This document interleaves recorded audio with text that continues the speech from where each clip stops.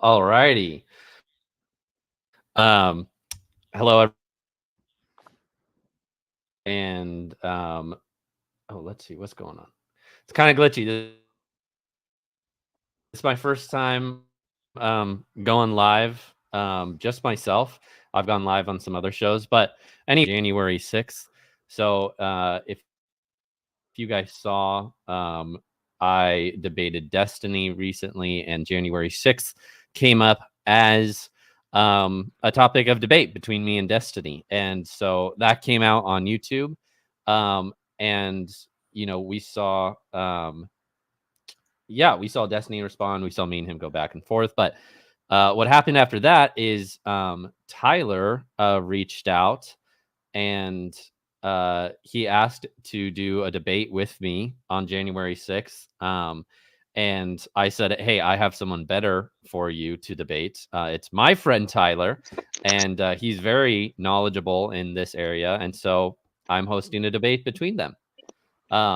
So we have the two Tylers here. Tyler K, why don't you go ahead and introduce yourself a little bit and tell us a little bit about you? My name is Tyler. I've been following politics for probably over a decade now. I haven't really gotten in the debate scene. Recently, I debated Ben Shapiro on the Jubilee show about January 6th and about Trump's my position that he did not commit to the peaceful transfer of power. So I'm just very excited to talk about this sort of stuff with you guys. I'm not an influencer. I don't do content or anything like that. I genuinely just enjoy debate. I enjoy having these conversations, and I think they're important. So I'm here to do that today.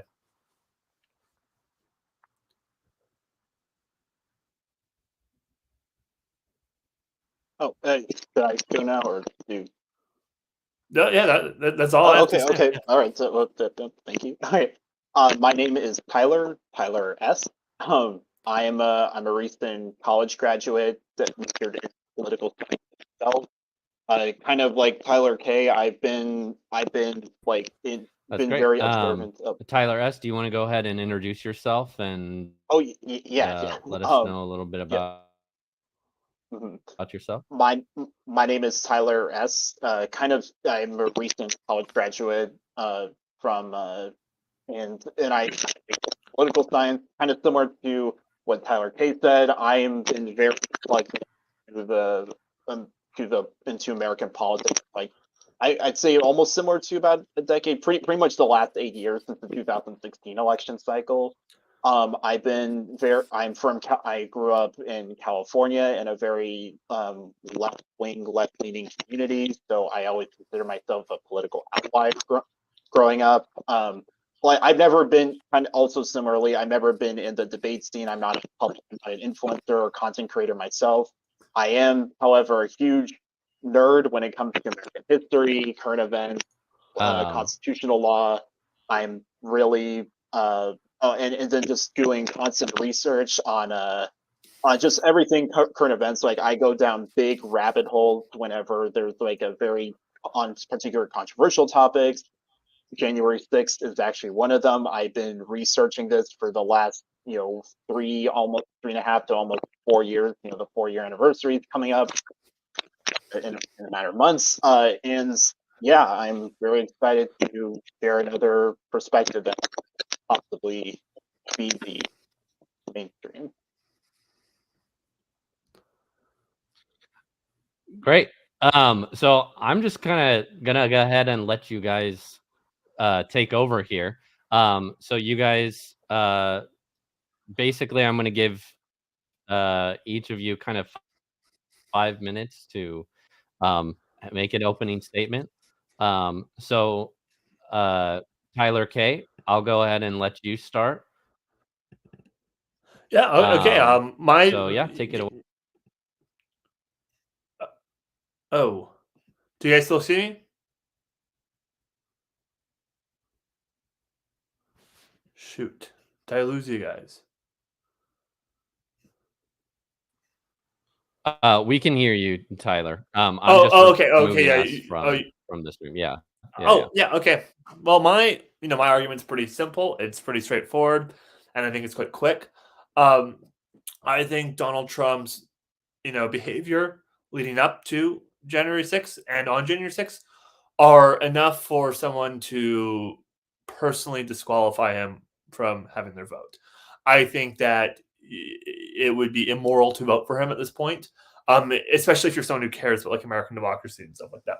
So my argument comes down to basically, I think that there's two things that he did that were really bad surrounding this, and I think either is sufficient in having the disqualification of someone's personal vote.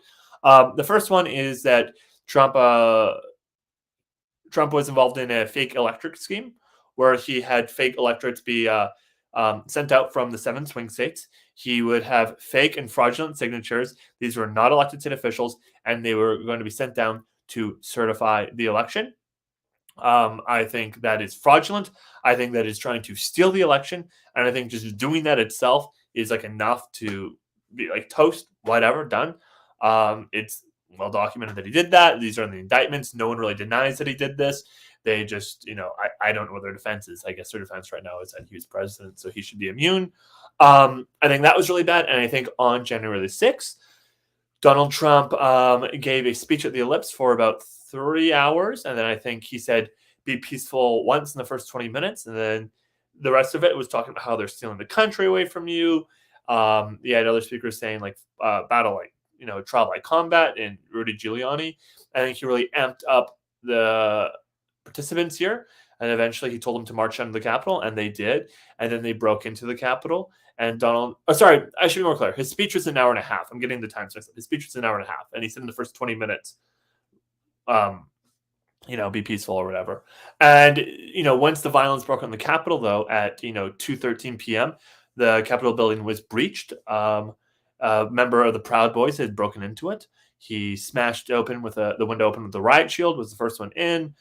Trump was made aware of this. A minute later, people started saying, hang Mike Pence, hang Mike Pence. They had to escort Mike Pence away and bring him somewhere safely. Trump's aides, his personnel around him, his family, all knew about this. Were telling Trump he needs to make a statement to tell everyone to go home. At 2:24 p.m., Donald Trump decides to tweet out, hey guys, Mike Pence is like a traitor to this country. He didn't do what he's supposed to do by, not refusing to certify the election votes that were at hand. And then 3 hours goes by until he eventually makes a video to tell everyone to go home. So I think because of that, he just allowed the violence to happen. Whether you think he incited it or not, I do think he incited it, but at the very least, he did not stop it. And I think just with those things, that should just be enough. Like, this guy shouldn't be president anymore. Like, if you're allowing something like that. So yeah, my position is pretty clear. It's simple, and I'm really looking forward to see what Tyler has to say against this.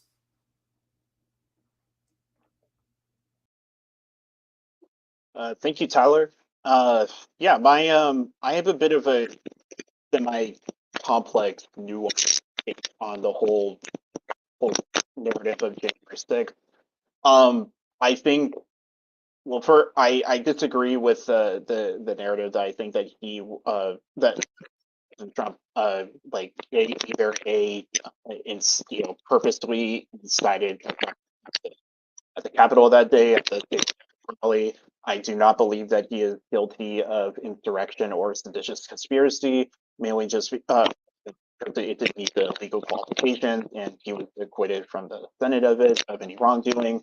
And then, but of course, then there goes on to the expanded narrative that we have seen in further federal investigations since January 6th, particularly with how the January 6th House Select Committee went about their investigations. I think that there's a lot of flaws in their introductory hearings, in their final report. We've seen that especially after the aftermath in the current 118th Congress, especially now with the Chairman Barry Loudermilk, the House Representative Chairman for the House Administration Committee of Select Subcommittee of Oversight and Accountability. They've been doing investigations into the Select Committee themselves, into a lot of the flawed narratives that have been refuted or just haven't been openly disclosed until just very recently this past year, due to hidden interviews and other transcripts that have not been released. And then, as well as further released body body cam footage or security footage from the Capitol riot that did not show it to be as intense as it was previously. And then on top of the fact how there's now this current holding about what actually happened with the National Guard narrative about whether Trump wanted the National Guard there or not, or have a direct order to it. They were originally saying in the final report of the January 6th Select Committee that he did not want or did not order it, but there's been further revealed evidence otherwise. And then of course that leads into the second part that he talked about, the fake elector scheme, which is the Jackson's special federal prosecution is.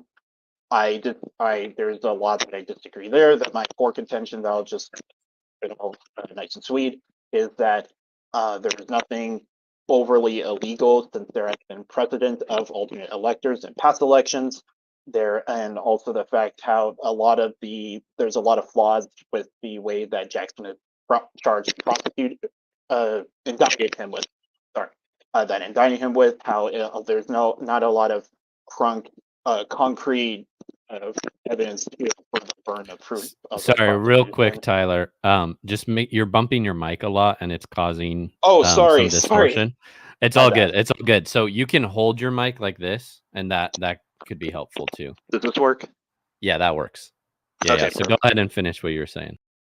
Yeah, and there's a lot, there's a lot more that I have to say. My mind's racing at multiple different points I'm trying to make, but I guess I can boil it down to is, obviously I condemn the riot for what it was. That was never supposed to be the purpose of the crowd there at January 6th, or what President Trump's intentions were for January 6th. I do not believe that he was purposely trying to stop the vote. I think that he was trying to just have the objectors, the representatives and senators that were objecting, to just have people see the evidence of potential fraud. If whether there was fraud or not, that's a whole in the 2020 election. That's a whole different conversation. But the whole point was that it was just to see what there was. There's no reason for why Trump would want to stop the vote for the people that he wanted to show the fraud to. But that's just a microcosm of the other disagreements that I have with the narrative. There's basically what it boils down to. It was a riot that got out of hand. It was not an insurrection or a sedition.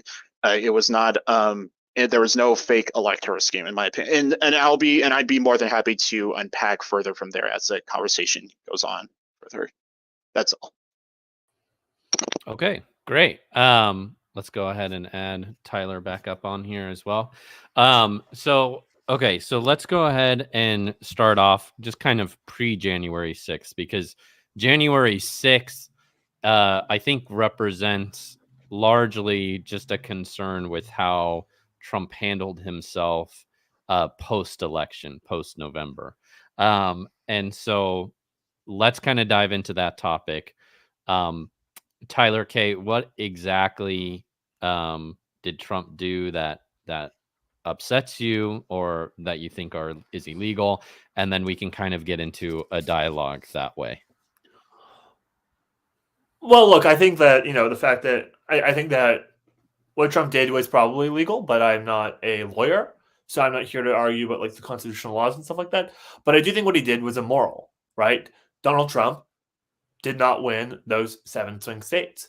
Donald Trump asked them to make these fake electorate votes based on fraud, right? It was fraudulent. These are fraudulent signatures. This was in I believe the Eastman memo. This is the plan to bring it down, and I think asking someone to fraudulently do that when they were not elected, when they did not win, is just immoral. Tyler can say that, I think this isn't technically illegal or not. But to me, it's still deeply immoral. It's going against the spirit of the election and the spirit of the peaceful transfer of power. So regardless if it ends up being illegal or not, which I do think it is, by the way, but I'm not here to have a legal debate as I'm not a lawyer, I think it should be totally disqualifying. So I'm interested to see what Tyler thinks about that and why that wouldn't be immoral. So I think that's actually, you offered a great starting point for clarity about how it's more of an issue of morality rather than legality for you. I think that's actually a great direction to where we can affect the conversation. I don't agree that it was an immoral action. The reason why is because, you know, and I'm sure that we have established disagreement on whether it's fraudulent or not, but that's a whole other conversation. What I think maybe we probably can agree to an extent is how wildly unprecedented the nature of the election of 2020 Tyler, was. sorry, real quick, I'm gonna have you just remember to hold your mic. Oh, sorry. It's all good. Yeah. Yeah, I think that maybe like you and I can agree like to an extent about how the nature of the unprecedented nature of the 2020 election, the fact how it was by and large wildly done through universal mail-in ballots in multiple states, the fact how we did not have the results by election night, which is extremely rare. The fact it took certain states weeks and months to count the results, and it just so happened to have been in the 7 swing states that Biden needed to win. And uh, I'm not a legal scholar myself, obviously, but I've done a lot of research into what the lawsuits and the affidavits that have gone into the election the concerns of irregularities with the election. I think, and there's actually a really good article from this news site called The Federalist that they published in March of 2021 when all the lawsuits officially ended for Trump. They explained that while there might have been a call for sufficient evidence of potential fraud in certain states, the reason why they did not continue on through the legal battles in the courts was because they did not have standing or merit, which is like it's a really confusing thing in like legal doctrine, that like you need to have like a solid argument, which is confusing. Like if you have that's just my personal disagreement. Like I think if you have a claim that like you have evidence of something happened, then you should be allowed to go through with it, and then people can determine whether or not. But that's a whole other conversation. I think that what was the issue in Trump's case is that not only was he the current president of the United States, so he had 2 reasons why he had to personally. He probably felt the need to personally investigate. One, he was the current incumbent president, and 2, he was the leading presidential candidate. So there was a call to possibly not have his voters disenfranchised, particularly in those key swing states that were literally won by a small margin of like thousands of votes compared to all the other states. But yeah, that's all up to speculation. I think that's why the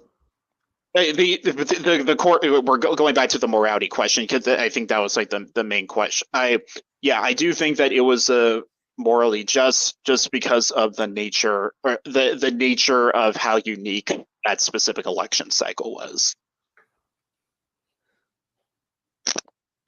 That's it. Yeah, I'm just confused on why the uniqueness would make it okay for someone to put down fraudulent electorates, right? Like I guess that's my, because even if, for the record, I may even grant to you that it was unprecedented. I think largely a lot of the reason why it may be unprecedented though is because Trump and the Republican Party were priming for people to think it was fraudulent even before the election happened. Trump was saying for months beforehand that, don't trust the mail-in ballot vote system. Don't mail in your votes. Vote on election day. Don't mail it in. And a lot of people predicted that there would be a red mirage before the election night. So it may have been unprecedented due to COVID, but it certainly wasn't not predicted at what would happen. What made it unprecedented was Trump denying the election results for months without evidence. Can I ask you a quick question about the process of the ballots at that time? Yeah, sure. So, are you aware? Well, two things. One, do you believe that it's important that we frequently clean up the voter rolls? That state level Secretary of State should frequently clean up the voter rolls in each state? I don't like. Look, I'm not an expert on how like votes are actually That's divvied okay. out. That's okay. That's okay. My Yeah. second question is: do you know the difference between a mail-in ballot versus an absentee ballot? No, but you can explain it to me. I'm sure. But again, I don't want to be hung up on this minutia because the main issue is that you're right. Some of the cases that Trump brought to court were dismissed on standing, and I think for good All of reason them too. were. All No, of them were. no, that is not true. 30 of them were brought to courts. That is not true. Some of them were seen by judges. 30 of them. Only 20 weren't found on standing. Oh, maybe it was just on the reporting. That's okay. Yeah, That's either but here it's or not true. Yes, some of them went to court and they lost. no, They I'm lost not calling you a every. liar or anything. I was just from what I've read, but like that. No, no, yeah, That was I'm not. Yeah, maybe I'm it was not just calling you. I'm not calling you a liar, anyways. But I just wanted to be clear that yes, 30 of these court cases were brought to judges and they were thrown out. They were heard by a judge. They were heard by the court. They did not find sufficient evidence that there's widespread voter fraud that would have overturned the election of any of the states.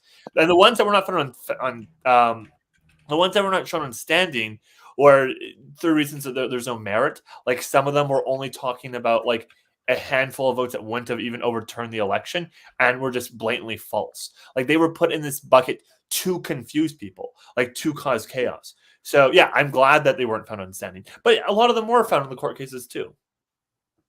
Well, yeah, I think that's a key phrase about like how there's been a lot of like contradictory within the narrative of the election. Like first they were saying like fraud cannot happen, that our elections are secure. Then they would say like there's not enough fraud to overturn the election, which implying that that fraud can occur at a certain rate. And then there's also people saying that this is the most secure election in U.S. history at that time, which again makes it more confusing for certain like for the voter base that about like whether or not their vote counted or not. I think the core issue that I think that Well, like I don't. maybe For the record, I don't care if the voter base is confused. If the voter base is too like it doesn't have the intelligence to understand that what their can I vote wasn't clarify what I counted. mean by when I say confused? Yeah, yeah. I think well I mean not what I think. When I say that like people are confused, I think it would come down to like just like we want 100% trust of the vote. So like do you agree that at least an audit should occur post election?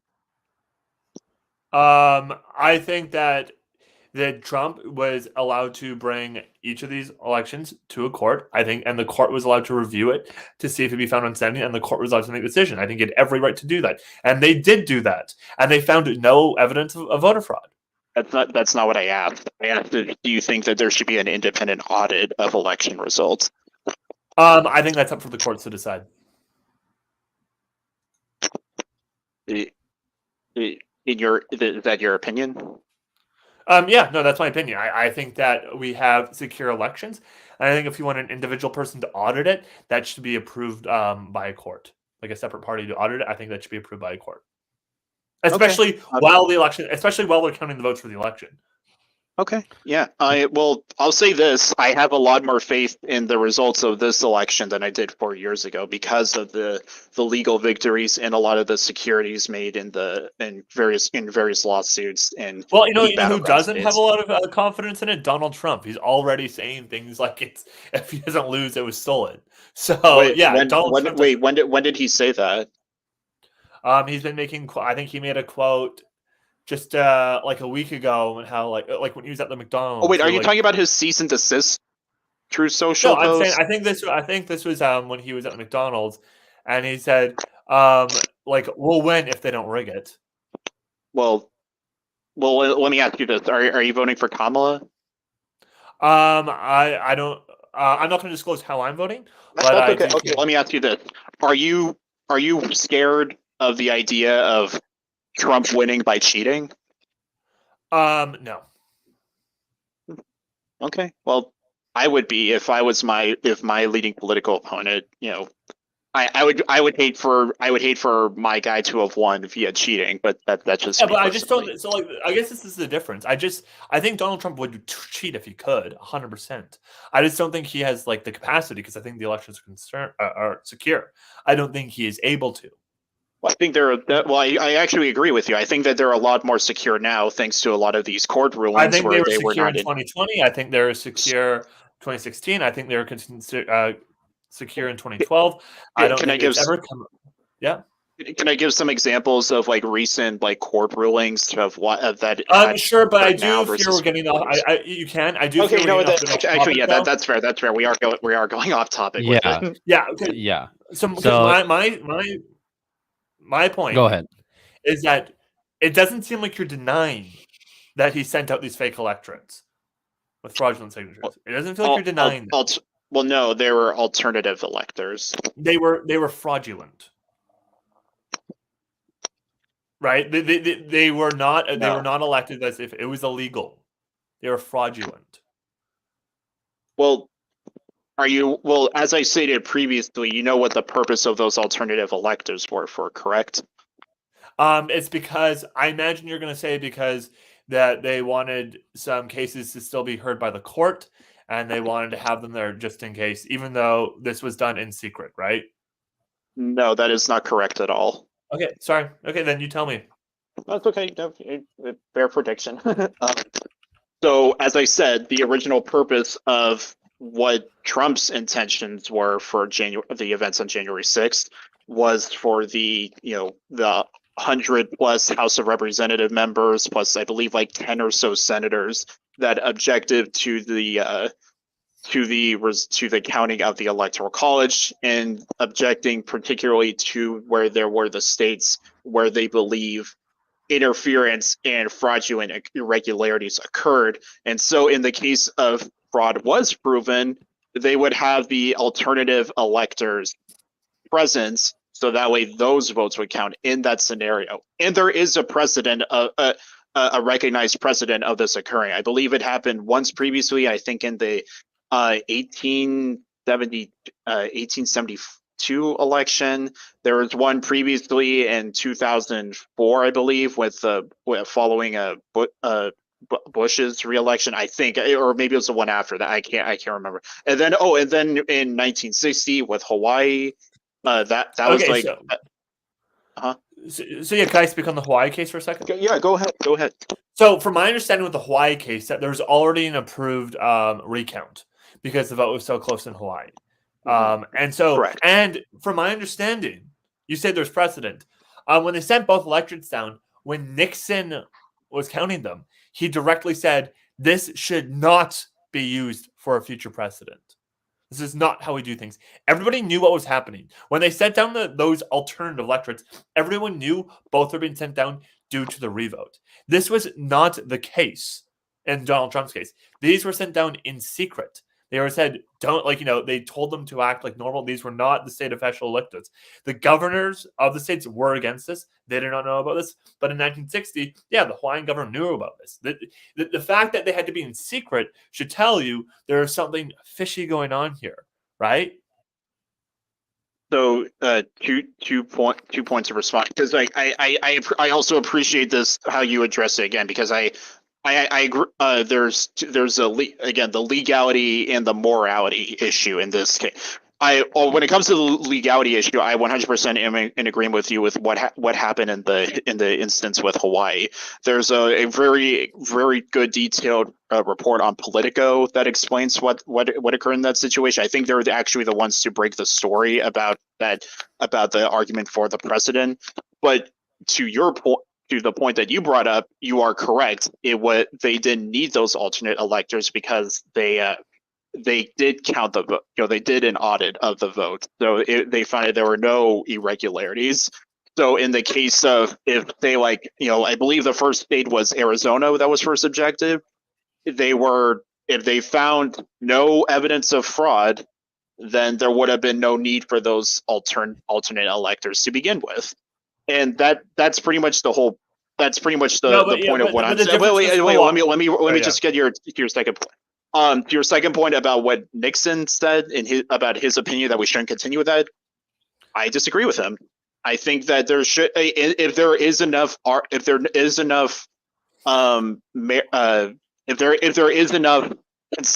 context to raise concerns of irregularities, that should be allowed. That's just my personal opinion. Well, when you what you say by context, I think you're missing the word evidence. I think if there's enough evidence for irregularities, and there's enough evidence that the election in that state may not have been like the true result, then it should. Like Hawaii, because I think the vote was like 150 vote difference. It was something like incredibly close. And the reason why I stated that Nixon said it should not be used as precedent is because you said prior that there is a precedent for it. But a precedent would have to be stated as so. If the official's making the statement saying this is not the precedent, you can't then go say, well, there's a precedent for it, right? Like there's a reason he made that statement, right? He said this because this should not be followed, right? And again, there was no evidence of election like voter fraud at that point. They went to the courts. They weren't found. So even if I granted there's precedent, this is a completely different situation than Hawaii. So. Valid points. What I would respond to are these things. One, this goes back to like my original disagreement with the court process, like how you need to have good standing before you can show the evidence. I like that. That's like I like that. That's just a gripe thing that I have personally with the legal system as a whole. Okay. Well, no. Let me finish. No, we should talk about that. No, that's because that seems key to your point, right? And I was just saying that's why I'm super personally upset about the riot occurring, which I'm sure that we'll get to further in our conversation. No, let's talk about, because it seems like your point hinges on the fact that you don't believe that standing should be a thing, right? Well, not necessarily. I think that the reason, like for example, if I was a judge in one of these, I think that the standing would have been enough. That's another, like these, like when it comes to standing, it's sort of like a bit subjective to an extent, like about like whether the judge believes that it is good enough or not. I'm not saying that's the case with every. Can I ask you a quick question? It's like a bit of an analogy. Okay, so let's say you feel like the bank overcharged you for something, right? Let's say the bank overcharged you. Mm-hmm. And then you decide that, okay, well, you want them to you want them to have a meeting with you to discuss this because you feel that, that you were overcharged. Mm-hmm. And so let's say the bank then says, look, you haven't brought any reason to think you're overcharged. You're kind of just saying this. So no, we're not going to let you meet with whoever's talking about, like the general manager or something. And so then what you're telling me is after you're hearing that from the bank, you think that you can like send in a fraudulent letter that says, oh, like this is an official thing. You must meet with this person and talk with them and give them the money. Right? Like that's what you're arguing for. Like that's your position. Not necessarily. Like for example, if the bank were to overcharge me, I would bring the. No. You think they overcharged. Well, I'm sorry. Let me rephrase. Wait. Actually, let me ask you an important question in this scenario. Are you saying that are you saying originally that I was overcharged, or I think I was overcharged? No, you thought you were overcharged. Okay. Then I'll give you my response. If I was very confident that I was overcharged, I would bring all the receipts possible, and I would have them see them before anything else. And if that was not good enough, then. If that was not good enough for them, then shoot, oh well. But I would believe it is if they saw the evidence. Okay, but my question is, so if they said no, this is not good enough, would you then forge a fake letter saying, "Hi, you must pay Tyler, $50 or whatever because you overcharged them," and like have a fraudulent letter from like some bank auditor or whoever the relevant person would be, and doing this because you believed you're overcharged and they didn't find you in standing? I probably wouldn't, because if I thought I was overcharged but I wasn't, then that means I wasn't overcharged.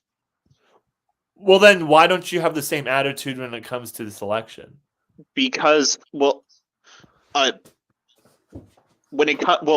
it sounds like in this scenario that you offered, there was a full process of a vetting and investigation. Am I correct with the bank scenario? No. You brought it to the expert at hand, so the person who would decide if there's reasonable suspicion. So this could be like a bank manager or something, and they tell you no. Okay, similar to a judge. Okay, so there was no thorough investigation into my claim, is what you're saying? No, there was no thorough investigation.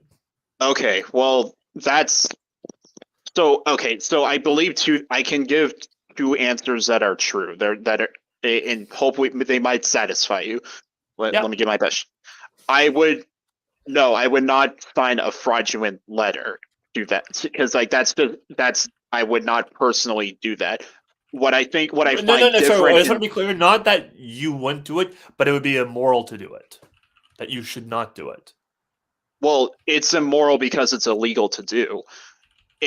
But I disagree in the scenario with the election, because simply put, we did not get to see the evidence. Let me ask you. Actually, I have a really good example with this case. Do you believe that an electronic ballot machine, like one from Dominion machines, do you believe that they could be hacked? So what do you mean real by quick, guys, believe that? I'm gonna interrupt here real quick, Okay. because we've kind of spent a lot on kind of pre-election stuff. So Okay, Tyler, fair enough. I'm gonna let you answer that question, and then we'll move on to the next prompt. So like I want to be clear, and do I believe it could be hacked?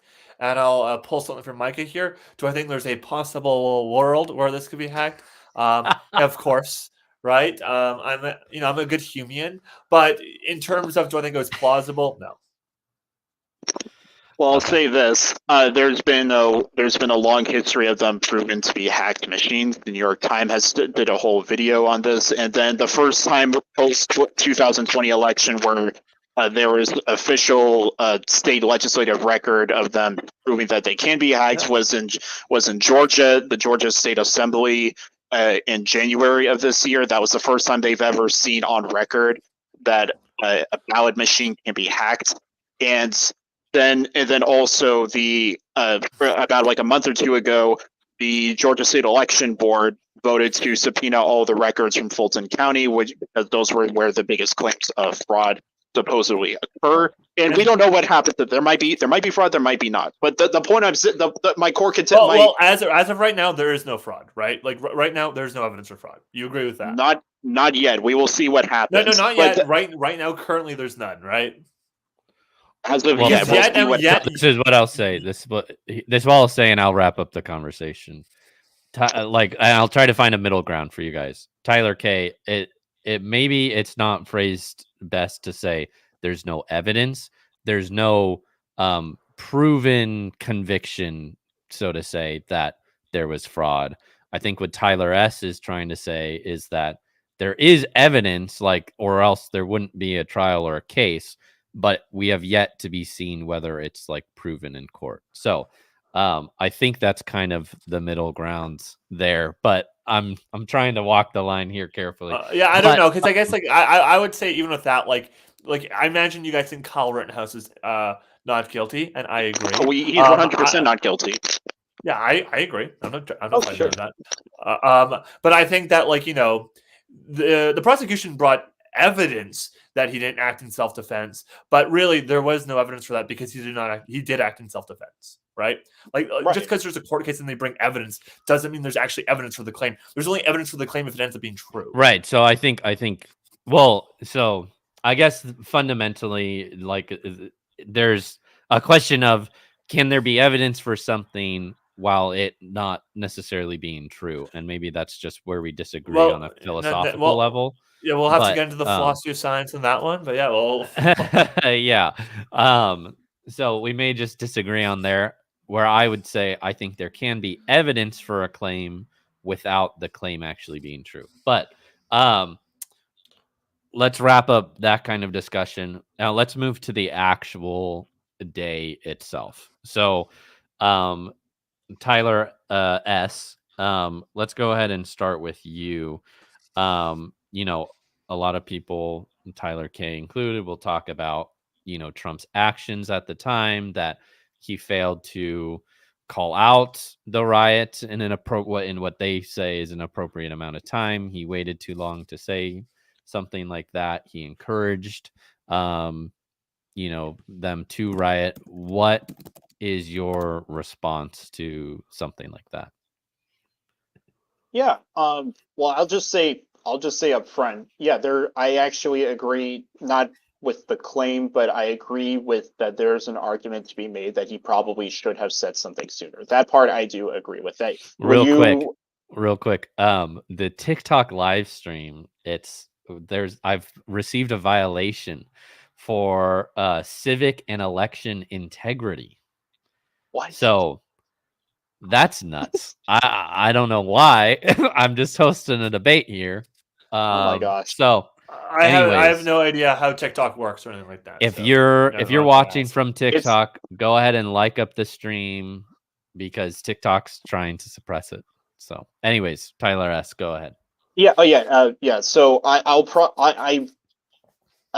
was this? So I don't 100% agree with the claim itself, but I agree with what I'm assuming Tyler K's argument will be to an extent that, yeah, there is an argument to be made that President Trump should have done more sooner with regarding the riot, the outbreak, the riot at the Capitol. That part I can agree with to an extent. There is an argument to be made.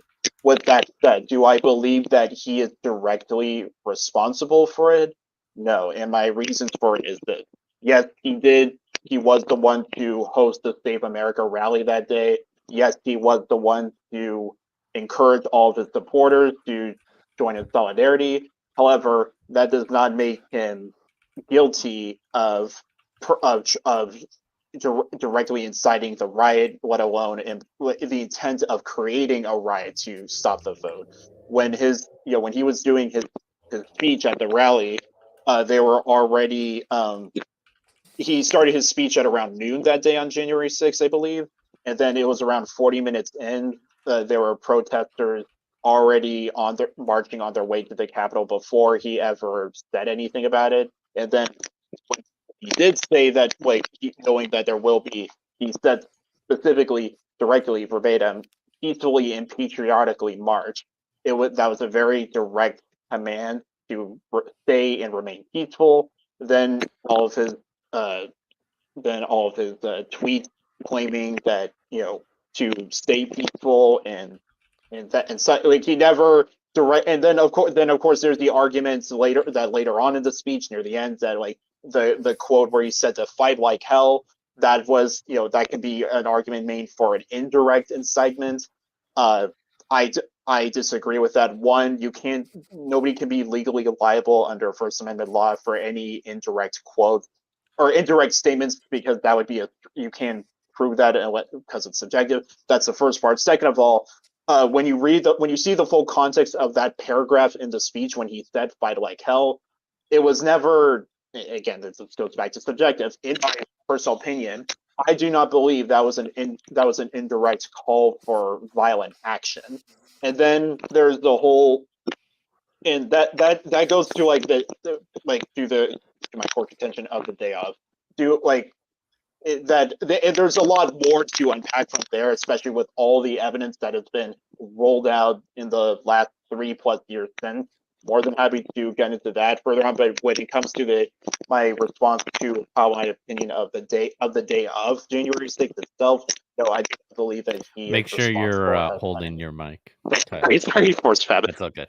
No, I do not believe that Trump did anything wrong with his direct actions on January 6th. And I'm more than happy and there's a lot more evidence to unroll from there. I'm sure we'll get on later into the debate. So real quick before Tyler K responds, I'm sure we can all agree that we love the TikTok shop.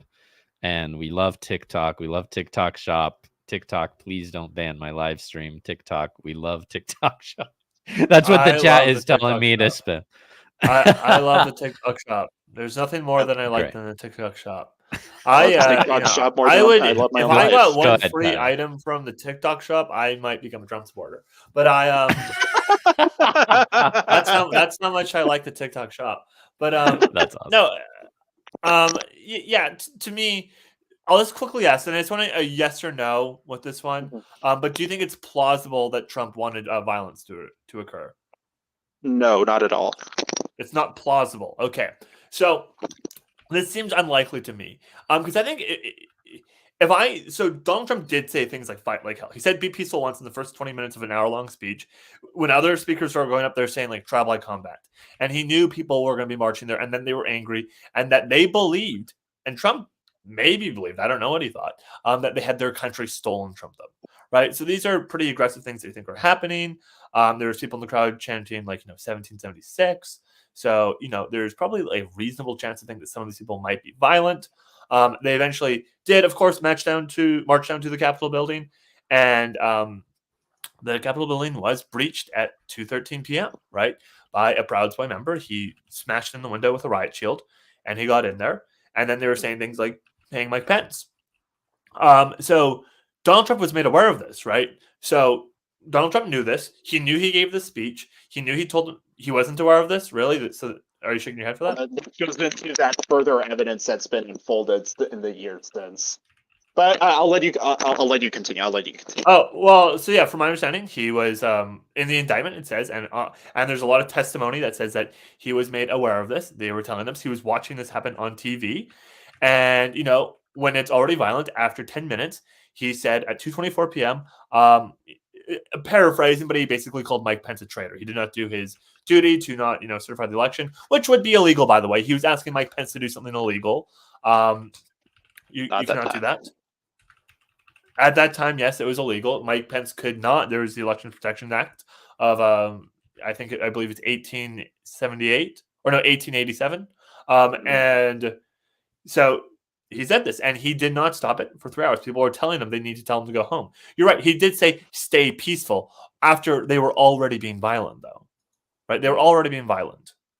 And then an hour later, he says, hey, we love the law enforcement, or whatever he said, like, respect the law enforcement, be peaceful. Again, not telling them to go home. They're already in the Capitol. They're already being violent. They're already breaking the law. He should be the one to tell them to go home. He's the one who told them to go to the Capitol. And eventually, 3 hours later, he really didn't want to, but he eventually did record a video, and his staff sent it out for them to go home. And then they did. So I just think that, like, his actions of not telling them to go home is kind of evidence that he was okay with the violence, right? Like, that seems odd to me. Like, so here's an analogy. If I said, oh, hey, look, there's that girl. She's sleeping upstairs. Go have some fun with her, right? I didn't say do anything. And then I found out they were like assaulting her or something like that. And I knew about this, and I just said, hey, man, be cool. Don't do anything. Don't be peaceful. But before I said that, though, I called her like a slut or something like that, and I didn't do anything to stop it. I think One sec, Tyler. Just warning for language, just based off of like YouTube and TikTok guidelines. That's why I said assault. That's why. But yeah, but like, you can imagine that I was probably okay with this happening, and any reasonable person would assume that I would say stop it. But I did not. So I think that would be reasonable. And I think it was reasonable for Donald Trump to tell him to go home, which he did not. Can I respond to that? Yeah, of course. Go ahead. Okay, yeah. So there's a lot to unpack there, but I appreciate these are all good questions that I'm happy to respond to. So your first point that you asked me a question. What can you repeat that question again? I just said, is it plausible? Oh yeah, the plausibility. Okay, yes. So my reason, and I'm fully aware that my response is 100% up to speculatory and subjective, but this is the best answer I could give. The reason why I do not believe it is plausible that he wanted this to happen is, simply put, there were already pre-existing you could say pro-Trump or pro-Op-Stay, the Eel-Stay rallies that were occurring throughout the country. I'm not sure if we're allowed to say that phrase or not on TikTok. That's why I said it in Pig Latin. And they were happening in Arizona, in Georgia, I think there was in Michigan, Wisconsin as well, and I think also Pennsylvania.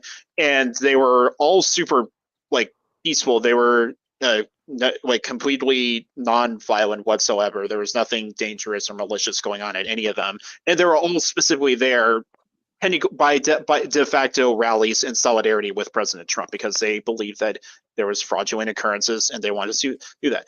So it would unless they're like one can like uncover that like they were sneaking for like the big final sneak attack.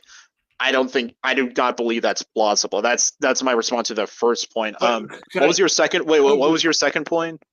Why don't we just stay on this point? I want to respond. I want to. Oh wait. I remember. Wait, can I address your two other points? Yeah.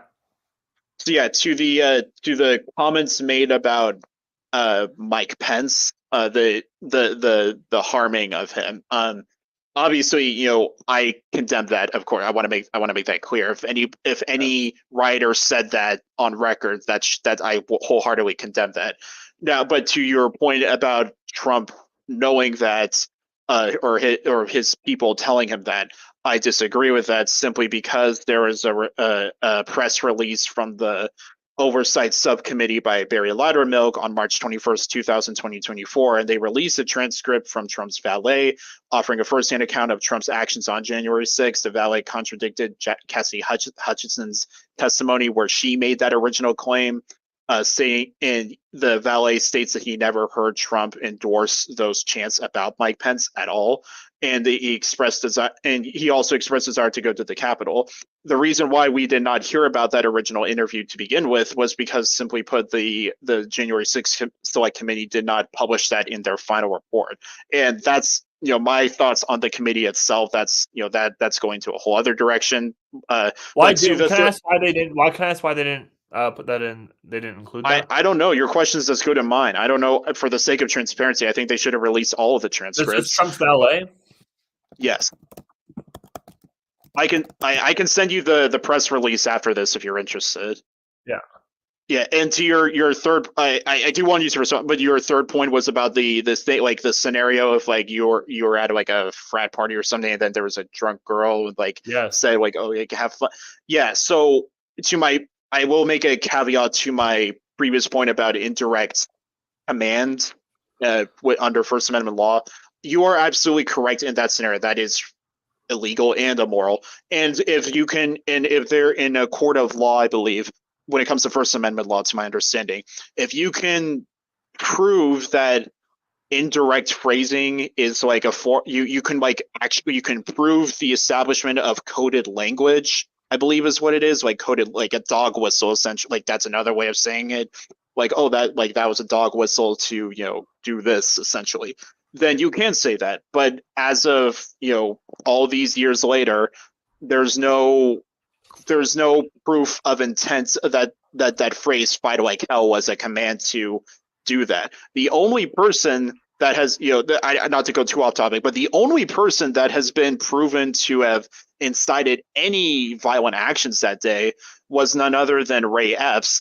And he has not faced any scrutiny, not from the Select Committee or anybody else. He did get indicted by the end of, like, around the fall of 2023, I believe, but it wasn't for inciting an insurrection or seditious conspiracy. It was all about like trespassing and disturbance of the peace, like very softball thing. But that's a whole other conversation. But yeah, I hope hopefully those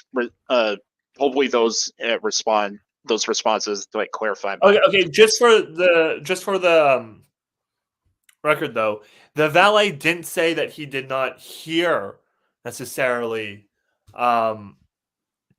He didn't say he did not hear them tell Trump that there's a hang Mike Pence. He says he doesn't remember. Right? He says he doesn't know if it happened or not. Right? That's very different from saying it didn't happen. Fair, but at the same time, neither was a contradiction. Well, let me ask you this: Are you aware of the full context of what's been revealed of Cassidy Hutchinson's testimony? No. So basically, and this goes into like the distrust of the committee on my side, because they chose to release her interview in the final report, but not the other ones. The issue is that it was revealed that she was not. No, I got the quote wrong. Sorry, I'm wrong too. Oh, the valet is not. The valet is not saying that he didn't hear them tell Trump that they're saying they might hang Mike Pence. He's saying he doesn't know if Trump said maybe he should be effing hung. Maybe he deserves it. So there's actually no there's no one out there saying that Trump didn't know about this. For the record, Trump knew they were saying hang Mike Pence. There's no record against that. But did he endorse it though? Well, he knew about this, and then he said he called Mike Pence a traitor on Twitter. Right? Why? But so why do you think? Sorry. Continue. Why do you think he would do that? He knew they were saying hang Mike Pence. And so to calm them all down, his idea to stop the violence is, and I asked Ben Shapiro this, and I'm going to ask you this, was by calling Mike Pence a traitor. Why do you think he would do that?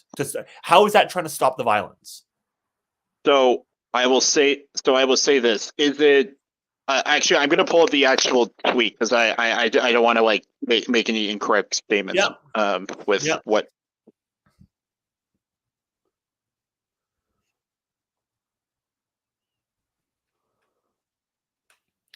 I'm just going to take this moment to emphasize that we love TikTok Shop. That TikTok is. I love the TikTok Shop. TikTok Shop for life. So great. And I love the TikTok Shop. I don't even know what you can buy on there, but I'll buy it. Like, I don't. we do not want TikTok to kick us off, so we love you, TikTok. No, TikTok we love Shop TikTok. is the best. Okay, I found it. Okay, so your claim is that Trump published a now deleted tweet that he called Mike Pence a traitor? He implied that he was a traitor, yeah. Okay. So I have, and you're fair to have that opinion. So I have the exact quote of the deleted tweet. He said, quotes, Mike Pence didn't have the courage to do what should have been done to protect our country and our Constitution, giving states a chance to certify a corrected set of facts, not the fraudulent or inaccurate ones which they were asked to previously. USA demands the truth. End of quote. And then so go on. Don't let me interrupt you. Oh yeah, then there was a couple. Then after he got reinstated on Twitter, he mentioned Mike Pence a few other times, then saying that he never said that he deserved to face that call to action. That I'm not claiming that. I'm saying So can I ask you a question of speculation? Yeah, sure. Let's just be clear on the what happened though. Trump knew they were saying hang Mike Pence, and then he tweeted that. What you just read is what he tweeted. So they're saying to hang Mike Pence, they put him hiding, and that's what he feels that he needs to post to stop the violence. So right, that's what I would do if I was going to stop the violence. Right. So let me ask you a question, and let me ask you in speculation for you. I don't have I don't know what the exact documentation of when President Trump first heard when his advisors told him that they were making those comments. Is it possible? Is it within the realm of possibility that maybe Trump published that tweet at some point, possibly before he heard that, and then he got word of what they were saying about Pence, and then that's part of the reason why he deleted it, possibly because he realized that it was maybe adding fuel to the fire, possibly? Do I think that's plausible? No. Why? Why do I think that's implausible? Because all of his actions preceding that did that. He was calling Mike Pence a traitor already. He was already bringing them down. There is people who said that he said maybe Mike Pence deserved it. We have the one valet who says he doesn't know if he heard that or not, and he doesn't remember. But there's reason to think that he did do that, and he did tweet that out. And I answered your speculative question, so let me get an answer from you. Okay. When Trump was being told they would hang Mike Pence, and so then he tweeted that out, implying Mike Pence is a traitor. Do you think that's reasonable? Do you think that's evidence for Donald Trump trying to stop the violence?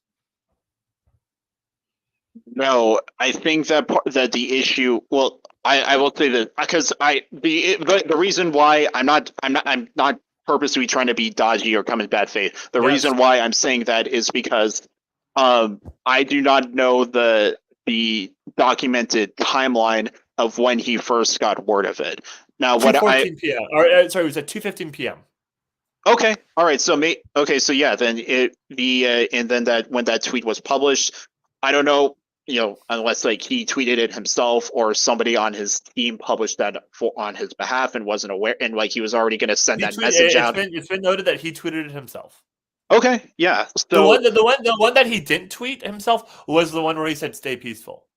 That was his staff. Mm-hmm. Okay. Yeah. So I think that when it comes, I think Wait, sorry. So sorry. So what was your original question? So my question is, why do you think Donald Trump would tweet that about Mike Pence when he knows they've broken into the Capitol building? He knows It's they're saying, "Hey, possible. Mike Pence." Why do you think he would tweet that? Because your It's claim is that he was trying to stop the violence. So he hears there's I violence going well on. He no. hears you calling for the. I think the claim had. And I'm not trying to purpose. I'm just trying to get my rationality here. Yeah. I think there's a when was the electoral college certified that time? What do you recall the time? When I'm was it asking. I'm officially? genuinely curious. Yeah. I think it was certified around like 6 p.m. that day in the end, maybe later. Okay. That all right. So I'm not sure when the proceedings resumed. It was delayed. It was delayed, right? Right. So Because of yeah, the people who breached the Capitol, and Trump didn't tell them to go home. So I will concede. Yeah. So I will concede to that point that that probably wasn't the smartest. That was not a smart tweet of Trump to say that. It was not smart. It was immoral, right? It was very, very bad.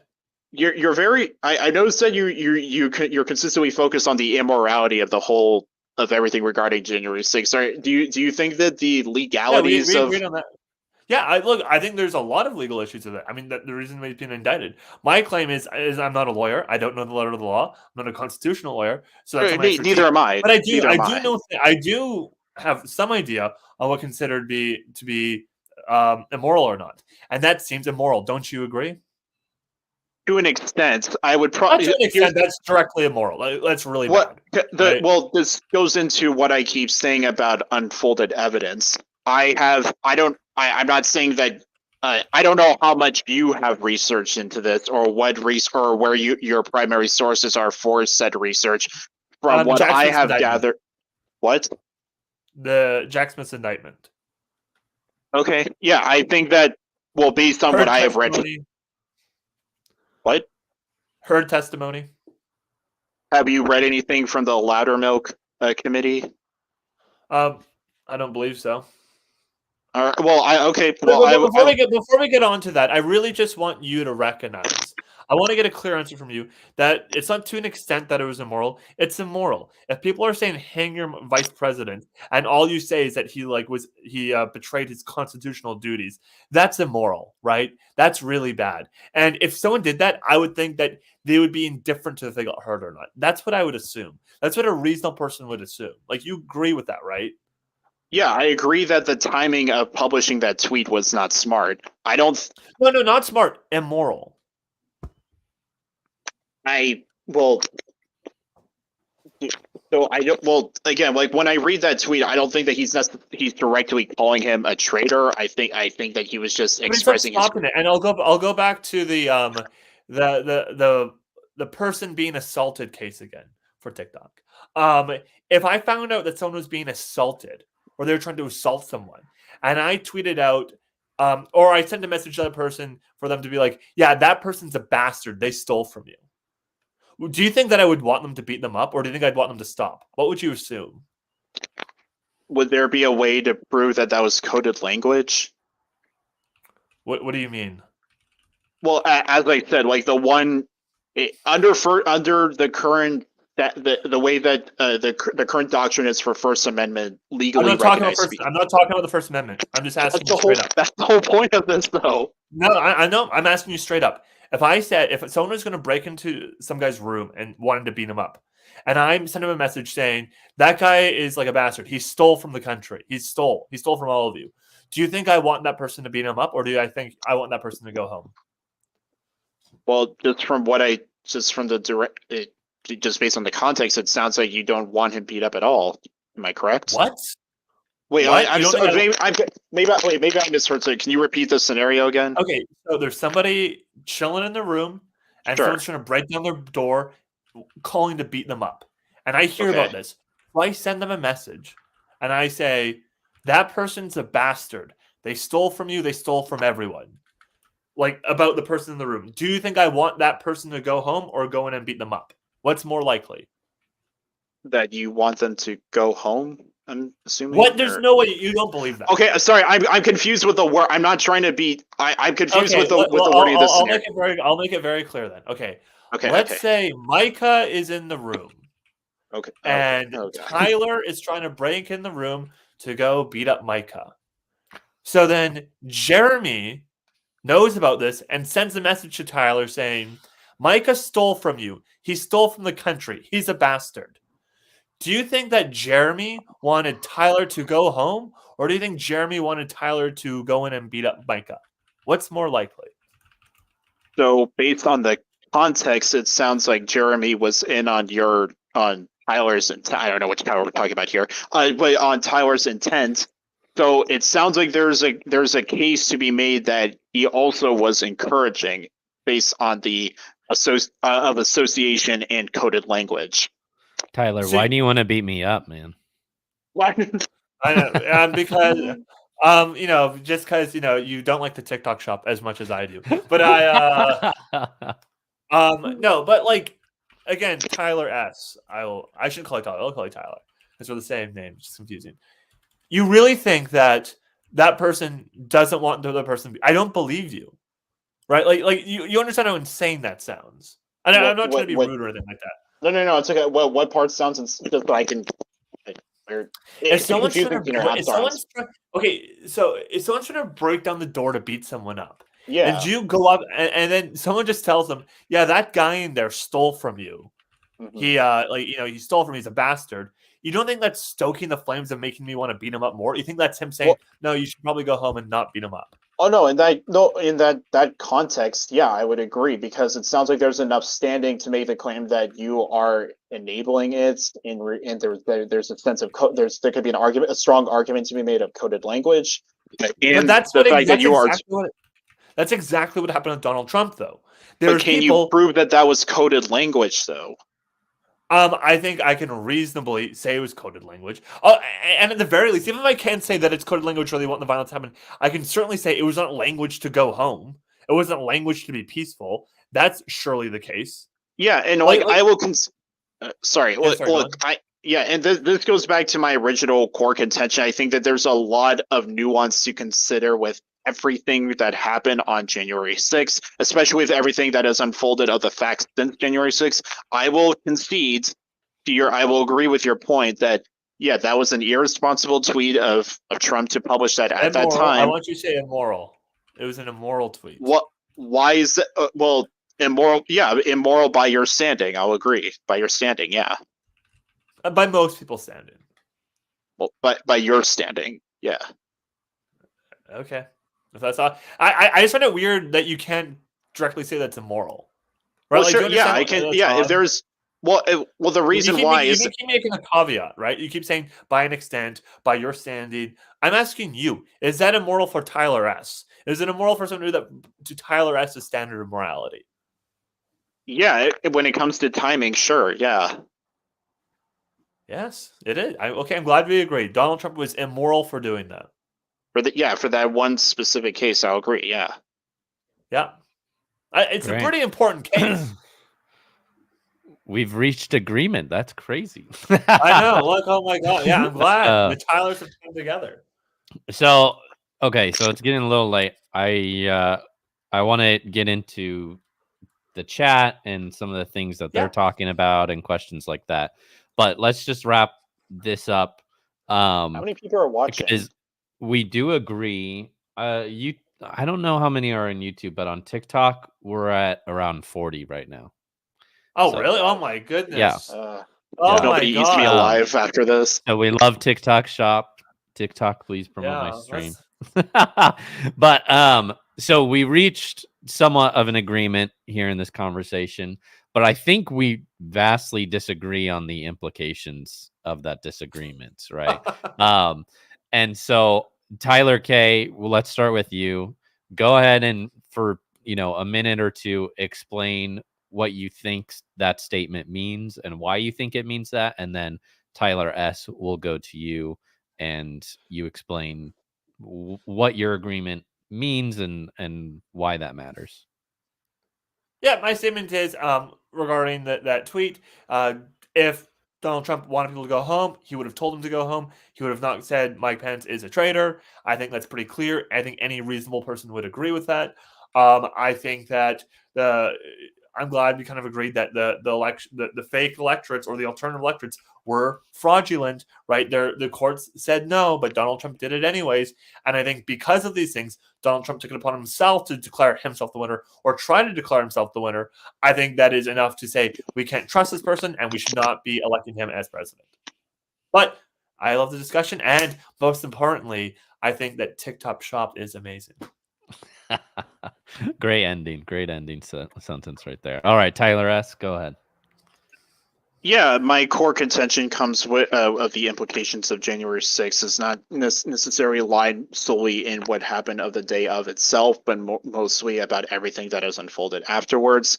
I think there's been a lot of dangerous precedent set by the way that was enacted. For example, with the things that were published by the January 6th Select Committee, the way that there's a lot of enablization to encourage precedent of the political persecution of a lot of people that were that have been directly or indirectly associated with being at the Capitol that day, January 6th. I think the biggest example of that was with the Supreme Court ruling over this summer of Fisher versus United States, with the Stabarnis-Oakley Act being reviewed.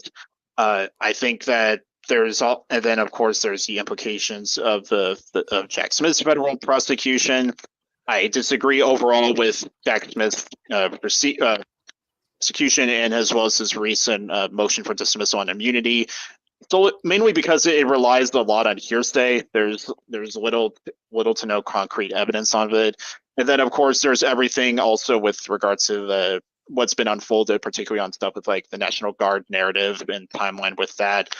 Unfortunately, it's a bummer that we didn't get to dive into that. I would have loved to talk further with that, but overall, I think this was a great discussion. I think that Tyler and I, unfortunately, this is not the topic where like there's more that we agree that we disagree on. It's probably the opposite. But I think, Tyler seems like a good guy from what from what we talked a little bit previously, and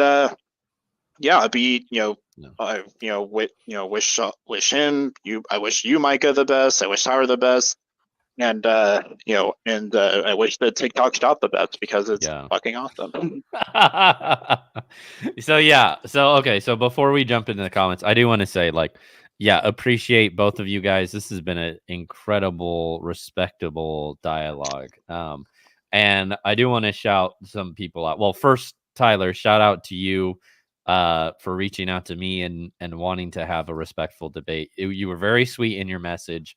And actually, someone else from your video, from the Ben Shapiro video, actually messaged me and wanted to debate.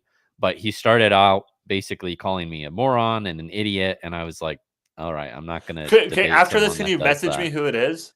Yeah, I'll send you who it is. Okay, yeah.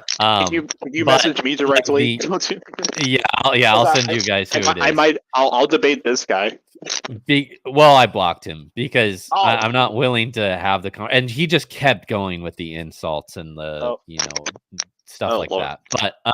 But I want to call out in TikTok. Her TikTok name is Lantern Apparel.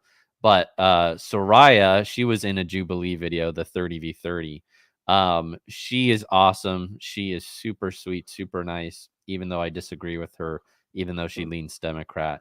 So shout out to her. She's watching this conversation. I know Soraya. Right now. I know Soraya.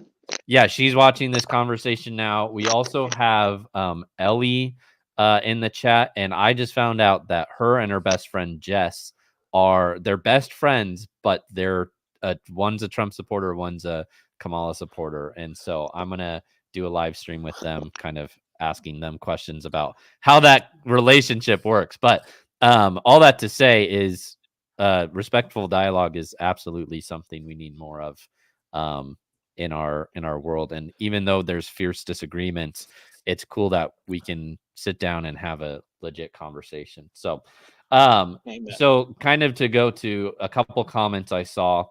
And if you're on YouTube, if you're on TikTok, go ahead and drop any comments or questions that you have, and we'll try to respond to them.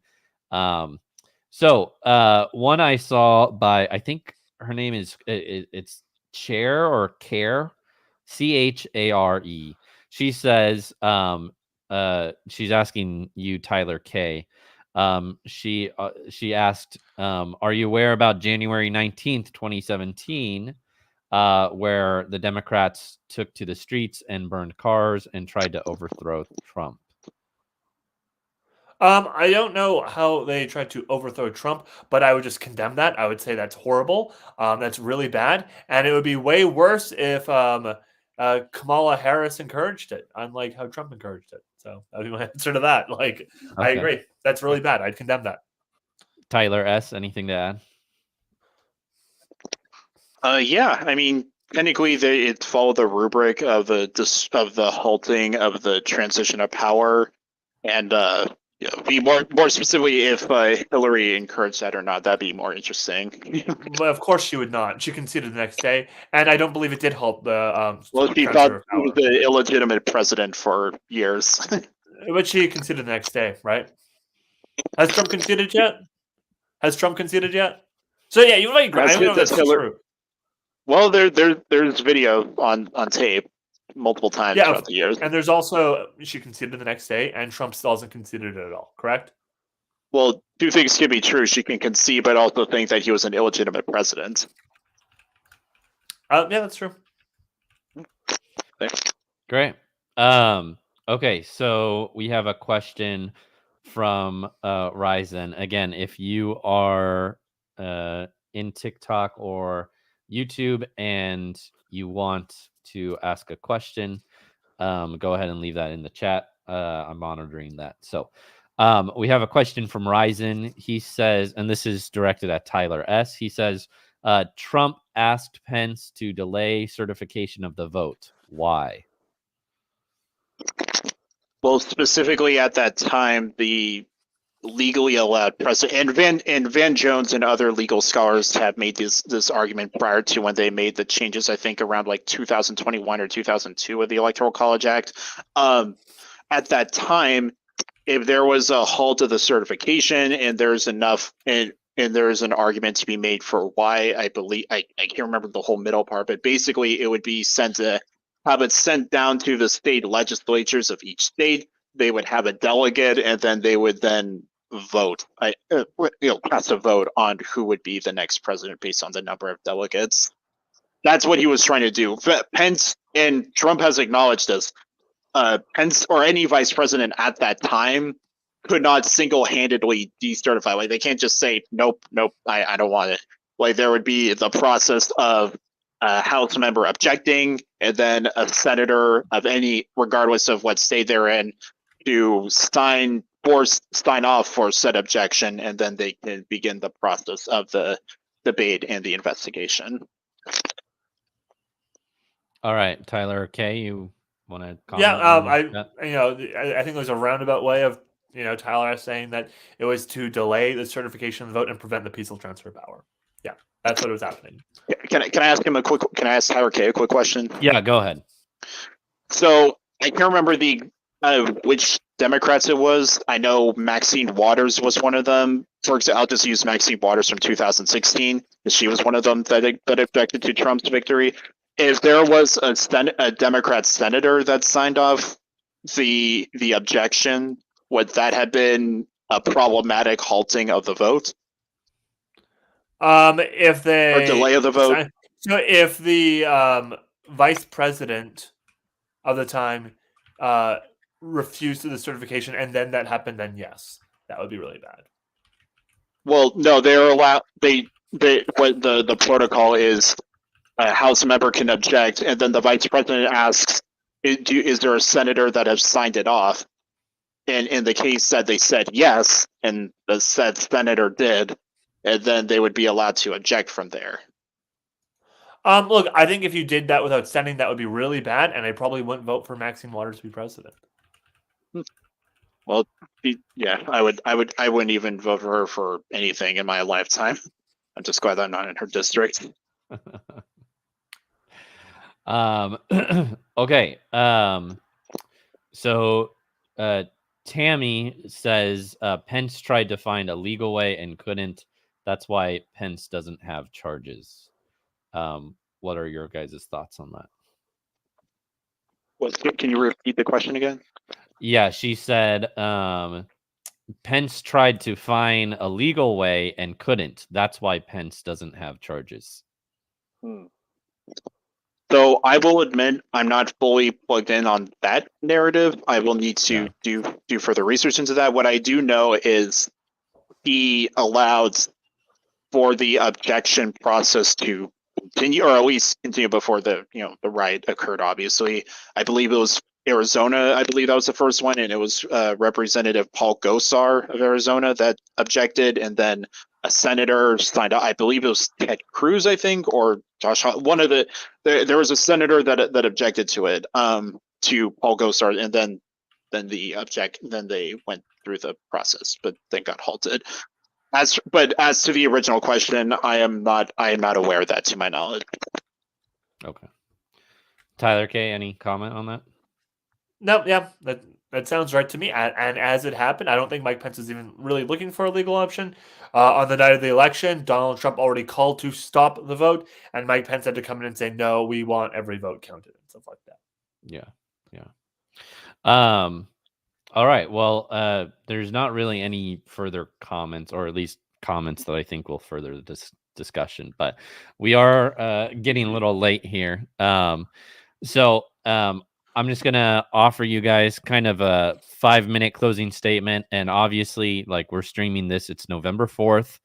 Election day is tomorrow, and so I think Tyler, someone like you kind of pin this issue as one of the main reasons why someone shouldn't vote for Trump, right? And Tyler S, I think you would probably say that it's been overblown and it's not a reason you shouldn't vote for Trump. There are a bunch of other reasons that you should vote for him. So kind of in that regard, because people are watching this tomorrow, a lot of people are going to go vote. What do you have to say to those voters in particular? I'll kind of give you guys 3 to 5 minutes to wrap it up, and then we'll end it there. So Tyler K, we'll go ahead and start with you. Yeah, okay. Well, I'll get a little sentimental here. And a bit silly because I think most of you probably already have their mind made up if you're watching this. But, I used to work at Disney World, and one of the things I loved doing when I worked at Disney World was, I got free access to the parks. And my favorite attraction was the Hall of Presidents. It's a show that I've seen countless times. I'd always watch it every week, if not more. And during that show, George Washington makes a speech about the importance of the peaceful transfer of power. A lot of the early days of America were about this great new idea of the peaceful transfer of power that George Washington did. He stepped down peacefully and transferred to John Adams.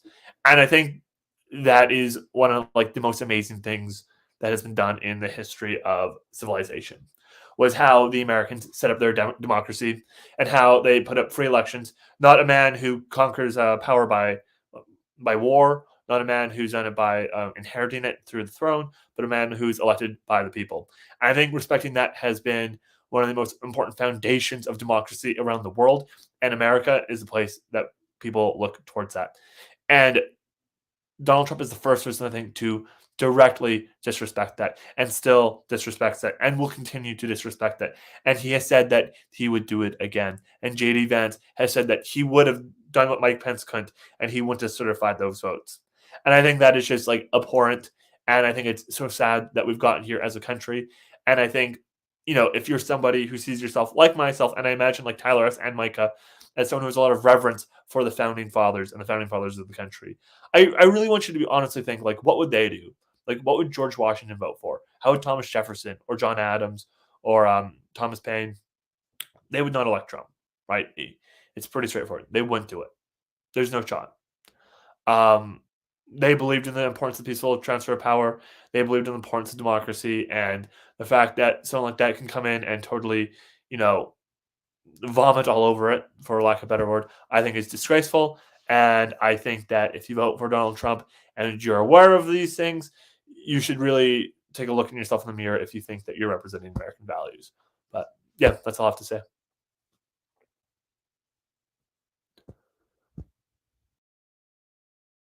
Yeah, I think that there's a lot at stake this election. I think to preserve our constitutional republic. That is what we are. That's exactly what the United States of America is. We're not a democracy. We never have been. And I think that when it comes to who was the first person to demonstrate power, I think that for actually pointing at the first, it would probably have to be the people involved with the Mueller report investigation, on whether or not there was Russian interference about the Trump campaign, whether they were an illegitimate presidency or not. But to the main closing argument, yeah, this is an extremely important election, and there's a lot at stake. Like Tyler K previously said, there's probably not a lot of you that's undecided at this point, or probably any of you. There's a lot of reasons to you know to hate, to disagree or hate Donald Trump, and while also appreciate what he can possibly offer to the table. I have not personally seen that from either Joe Biden or Kamala Harris, and and that's one of the main reasons. The bigger picture reasons why. I'm a big believer in the concept of how a vote is not a Valentine's Day card, but it is smooth for the future we want to live in. Given with the issues of the times that we are in, particularly with the rise of the border crisis going out of control, the us being on the brink of World War III with Israel and Iran and Gaza, and also Ukraine and Russia. I and the rise of the Catholic society with Sorry, centralized Tyler. digital Make banking. sure you hold your mic. Sorry, I had to interrupt. Sorry. The cashless society with centralized digital banking. The just in the way that we are weaponizing our federal government and and bureaucracy overreach. There's just a lot on the table, and when it comes to who I trust to execute legal constitutional policies that will offer that, I believe it is Trump. And also, for anybody that votes for Trump, they're not just voting for Trump, they're also voting for Tulsi Gabbard, RFK, Elon Musk, Vivek Ramaswamy, Ron Paul. So in that, so many people from all across the political spectrum that are supporting him. That's why you see a rise in supporters from the Teamsters Union, libertarian voters, the Amish community, the Jewish community, the Arab Muslim community, the Catholic community, a lot of ex-Democrats, and a lot of working class union workers. It's all over it. When it comes to what the future holds for a potential President Trump presidency, I do believe that he will respect the transfer of power, and there will be a transition of power in the future. Mainly because I also have faith in his next presidency to do everything possible to make sure that there will be never any form of election interference ever again. That's another reason why I'm supporting him. I think that we should never have to live in fear of interference, fraud, or cheating whatsoever ever again for either side. And I just haven't seen those promises made from the other side of all the other candidates. So I hope that come what may of tomorrow, I hope it's the outcome that that America deserves. So that's my closing thoughts. All righty. Well, Tyler, thank you guys for coming on. Thank you guys for a good, respectful dialogue, getting into the issues. I know we totally could have gone another 2 hours at least, right? Getting into all the nitty gritty details. But yeah, I appreciate you guys coming on and having this discussion. Of course. And Micah, I'm looking forward to our discussion on the existence of God. Yes. Once the election stuff kind of dies down here, we're gonna get that going. So it's gonna be good. As the odd Jew out, I'd be more than happy to moderate that one. Oh, great. Well, we have a moderator, so I mean the debate's set up, man. That's awesome. But yeah, thank you guys for watching. Everyone that's on TikTok, on YouTube, appreciate it. Special shout out to Kai for sending a galaxy. That's awesome, man. I appreciate the support. We love TikTok Shop, right? We love TikTok. We love Shop. it. That's the one thing you should take away from us. Yeah, Don't yeah. vote tomorrow. Buy something on TikTok Shop instead. Invest in the TikTok Shop. Let's make that the highest rising stock in history. Yep, let's do it. Let's do it. So, anyways, thank you guys for watching. We will catch you later. Thank you so much for this opportunity, Mike. We really appreciate it. Thank you. Yeah, absolutely.